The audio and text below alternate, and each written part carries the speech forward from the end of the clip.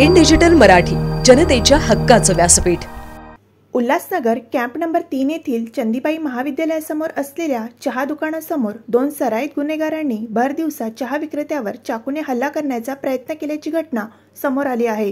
ही धक्कादायक घटना सीसीटीव्ही कॅमेऱ्यात कैद झाली असून तिचे फुटेज सध्या सोशल मीडियावर प्रचंड व्हायरल होत आहे।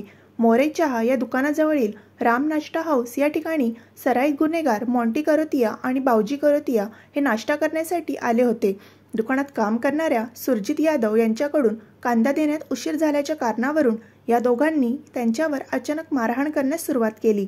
सुरजितला मदतीसाठी धावून आलेले मोरे चहाचे मालक पुंडलिक मोरे यांच्यावर देखील मॉन्टी करोतिया यांनी ॲक्टिवा गाडीच्या डिक्कीतून चाकू काढत हल्ला करण्याचा प्रयत्न केला।